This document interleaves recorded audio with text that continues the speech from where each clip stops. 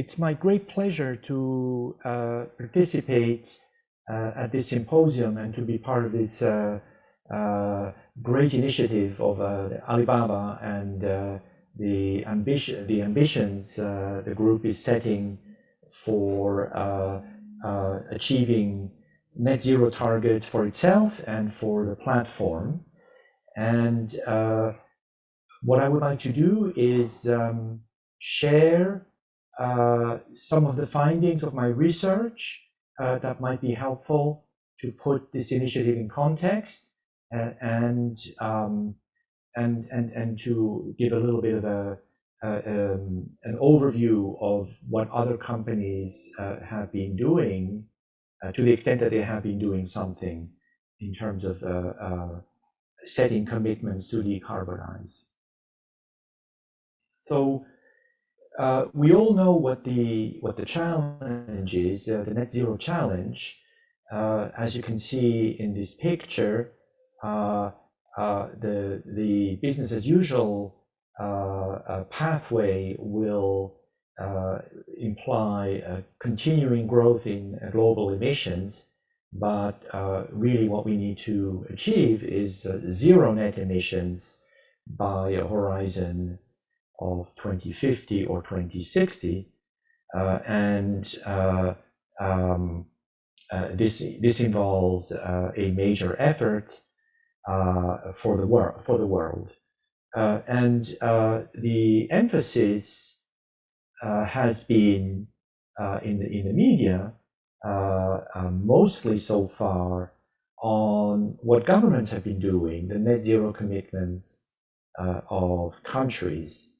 And there's been a drive around, for example, the COP26 in Glasgow, but this has started earlier, to try and reduce carbon emissions sufficiently to avoid an average temperature rise of more than 1.5 degrees Celsius by 2050, with sufficiently high probability. And of course, this language is there to point out that this is somewhat of an approximate goal. By now, we have 113 countries that have made net zero commitments. In fact, there are more since Glasgow, and that represents over half of global GDP. That's all very encouraging. However, the latest report by the IPCC of this year points out that we have limited time and limited budget. And IPCC calculates that the additional carbon emissions as of 2020 that we can put in the atmosphere should not exceed 300 gigatons of CO2. Put that next to the very influential IEA report of this year, which pointed out that global emissions last year were about 31.5 gigatons of CO2. That's emissions from human activity. And you can see that if we continue at this rate, we have about 8.5 years, and then we will have exhausted that carbon budget. And that's why it's important to start reducing emissions as soon as possible and as quickly as possible. Now, what is less well known, but also important, is what corporations have done and the commitments they've made to decarbonize. And I've done some research on this involving mostly two very important initiatives. One is by CDP, and the other one is the Science Based Target Initiative. The CDP, formerly Carbon Disclosure Project, started earlier. They started in 2011. They encourage companies to make commitments, but not necessarily commitments that are in line with a 1.5 degree target. And they allow for all kinds of commitments. They're quite flexible. These commitments can be in the form of absolute emission reductions, or they can be in the form of carbon intensity improvements. Now, in our study, we have around 2,000 companies that have made commitments through CDP. And the other major initiative, more recent, is the Science Based Target Initiative. This is a joint effort by CDP, UN Global Compact, WWF, and WRI. And Science Based Target Initiative, it has a more ambitious goal, which is to induce companies to commit to decarbonize with a pathway that is consistent, that is aligned with a 1.5 degree target. And since its launch in 2015, a number of companies that have joined SBTI has been rising steadily, and now there are over 1,000 companies in 60 countries, and that have a combined market value of 20.5 trillion. Now, in our study, we don't go quite all the way to 2020, so we have only 455 companies in our study. So this is the picture that you can see from the SBTI progress report of 2020. And in that report, you can see what type of companies make commitments and what form of commitment. And here I have an example showing you the commitments made by Pfizer and by Philip Morris International. And you can see that companies can make multiple commitments. They distinguish themselves by the year, the base year, the target year, by the target type, and by the year when they are approved. So these are the types of commitments that we study, and this is with my co-author Marcin Kakpersik in a paper that you can see here, titled "Firm Commitments," and we really have three broad findings coming from that study. A first finding, which is encouraging, is that the commitments that companies make do have a significant effect in reducing their emissions relative to companies that don't make commitments that are similar. We also find that commitments are mostly by what we call the best in class, the companies that are already have managed to reduce their emissions. They are not the highest emitters in their industry, and they're willing to do more. Somewhat disappointing is that we find that the overall corporate carbon emissions still remain very high, and our study points to the great effort that all other companies that haven't yet committed need to make to really have a very significant effect on in achieving the net zero targets.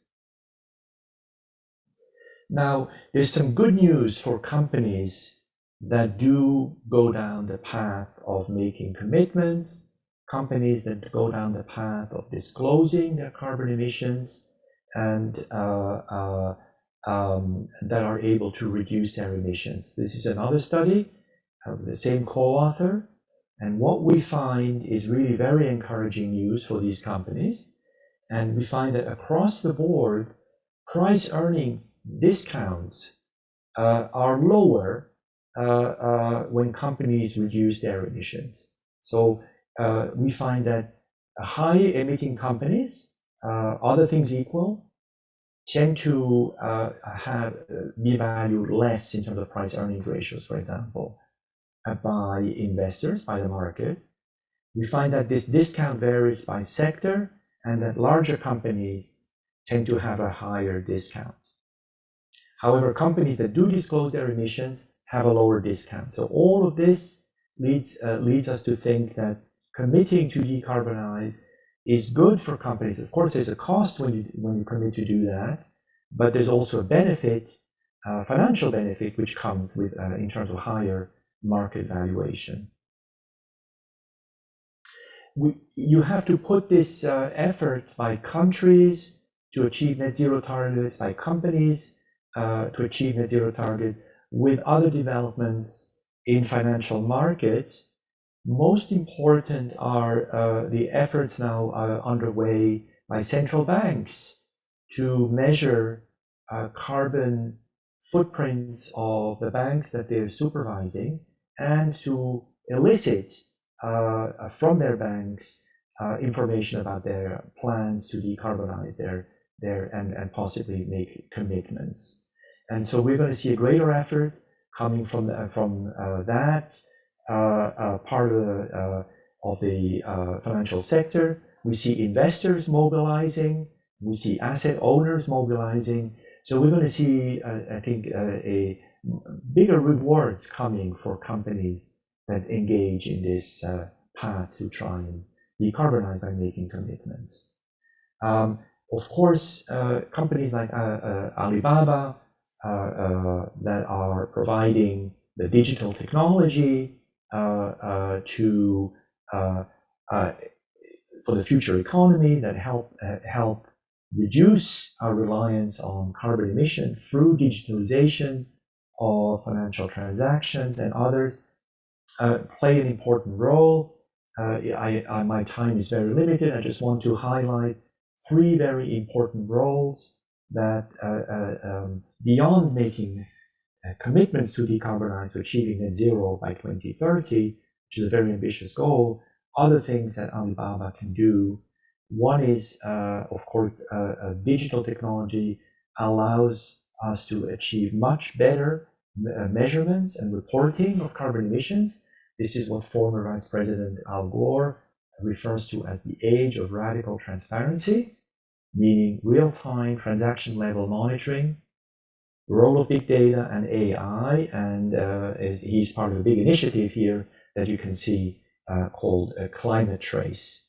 The other major role that digital technology can play is to help design an efficient market for carbon offsets, because a key part of this market is to be able to measure the avoided emissions that go into the offsets. And finally, a part of a report I'm involved with the Luohan Academy, a very important promise of digital technology is that it's really a tool. It's a technology that allows for a much enhanced role for circular economy, for recycling at large scale, and thereby reducing carbon emissions from production and consumption. My time, I believe, is up, and I will stop here. Thank you for listening to me, and I'm again very grateful to be part of this initiative.